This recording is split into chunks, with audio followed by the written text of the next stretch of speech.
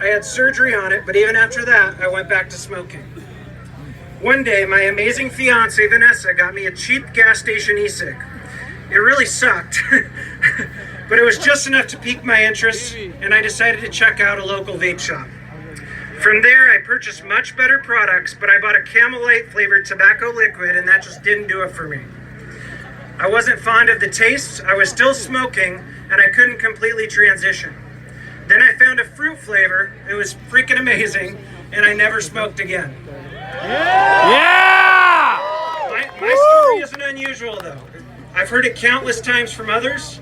Flavored products are a user-driven innovation that were created long before Big Tobacco ever stepped in the game. Yeah! Many of the early vapors made their own flavored liquid. Non-tobacco flavors help disassociate you from the taste of tobacco, and the variety of flavors and devices keep people interested and excited. This is why, to this day, the overwhelming majority of adult vapors use non-menthol and non-tobacco flavors. Yeah. The vaping industry and community has helped millions of people quit deadly combustible cigarettes. The vape shops, online forums, Facebook groups, and some YouTube channels are the support system that aid everyone in this process. In our country, this life-saving technology has been demonized and stigmatized, but other countries embrace it as a harm reduction tool that can extend lives and lower healthcare costs. Traveling to the UK is like an alternate universe for us vapors. In the UK, Public Health England and the Royal College of Physicians continue to reaffirm their position that vaping is at least 95% safer than smoking. As most of you guys have seen, their government has ads urging smokers to make the switch. They even have quit campaigns that include promoting the use of e-cigs. There's even a few hospitals with vape shops inside.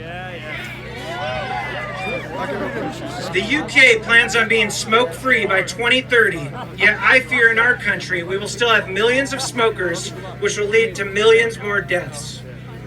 While we must address teen use and implement sensible and effective policies to keep them from using these products, we cannot forget the smokers. 480,000 die every year from smoking in this country, and sometimes it seems like very few care. These people have been stigmatized and looked down upon, but we must give them the same kind of compassion and empathy that we give to others suffering from addiction and illness. Banning flavors will absolutely close vape shops.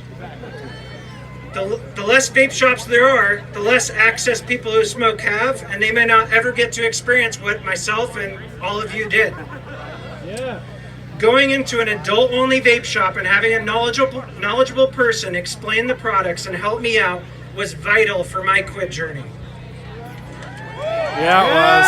Yeah, it was, Matt.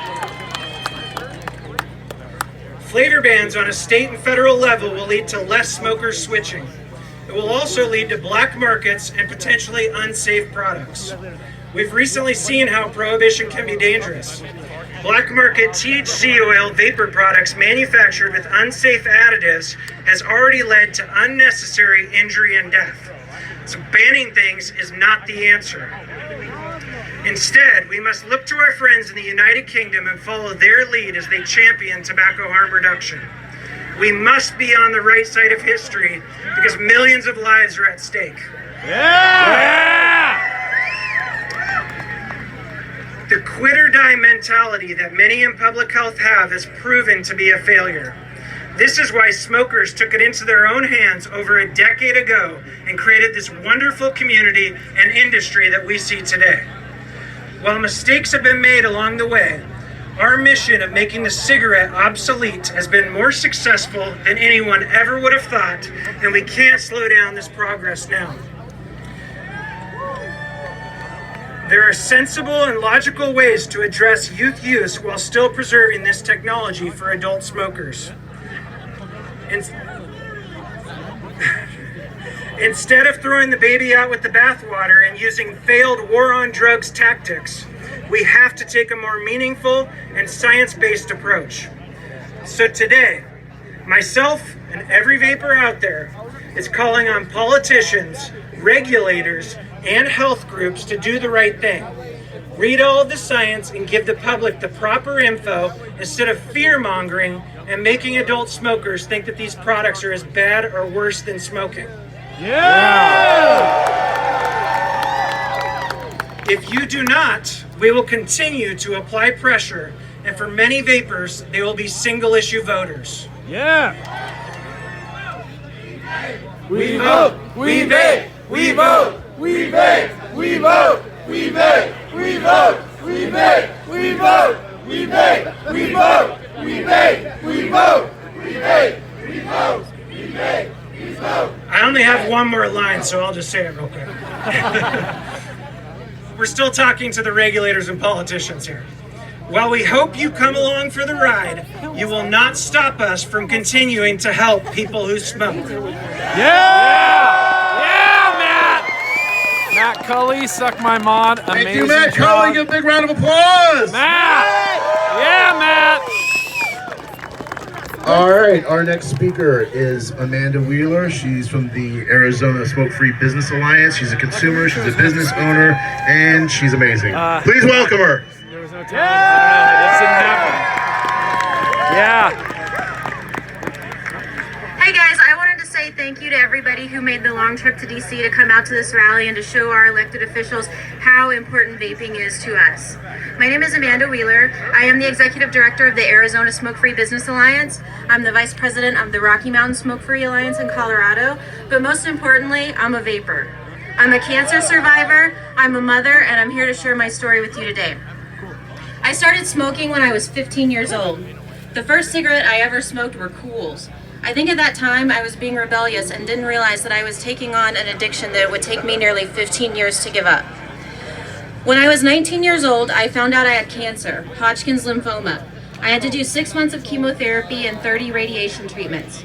The entire time I was getting treatment for my cancer, I never tried to stop smoking. I remember sitting outside the facility, waiting for my radiation treatment, smoking cigarettes. Sometimes a nurse would walk by and give me a hard time for smoking. I'd just make an offhand comment like, oh, what's gonna happen? Am I gonna get cancer? While I kept puffing on my cigarette. Eventually, I got through all my cancer treatments and was on the mend, but I never did stop smoking. A year or two later, I was at a follow-up appointment with my oncologist. I remember feeling guilty about smoking, but my doctor told me that it was fine as long as I stopped before I was 30. I quit smoking twice in the following decade. Both times were only because I was pregnant. However, those quit attempts didn't last very long beyond giving birth. I didn't want to harm my babies in the womb, but I didn't mind going back to harming myself as soon as they were born. When I finally did quit smoking for good, nearly 15 years after I had began, it was a complete accident. I had no intention of quitting. I was on a work trip, an outing kayaking and camping on the Colorado River. There was no smoking allowed on this trip. When we got to our campsite, my coworker and friend had pulled out an e-cigarette and told me that she had brought that for me because she figured I'd have a hard time not smoking for 3 days. Now, this was a very good friend, and I probably didn't deserve her kindness because I had always mocked her for using e-cigarettes. At the time, they were still fairly new and just getting popular. As a smoker, it was easy for me to look down my nose at people puffing on their vapes while I was lighting up a cigarette. So for 3 days during this trip, I used my friend's e-cig. And let me tell you, it was a revelation. It didn't taste bad, it didn't smell bad, the nicotine was satisfying. The day I came home from that trip, I went out and bought my own vape. My days of mocking vapors were over. Yeah! My first trip into a vape shop was an interesting experience. It was a little overwhelming because there was so much going on that I didn't understand. However, a really helpful clerk got me set up on the right device and allowed me to sample a whole host of flavors to help me find what I liked best. For about a month, I smoked cigarettes and used my vape. Over the course of that month, I smoked fewer and fewer cigarettes each day without struggling. I kept going back to the vape shop to buy new flavors and to try different things. I was so happy with my little e-cigarette. It tasted great, it smelled great, no more stinky cigarette smell on my clothes or in my hair, no need to go outside in the freezing cold to have a smoke. Finally, when I was down to 1 or 2 a day, I had to accept the fact that I was a non-smoker. And that may sound strange. Yeah! Woo!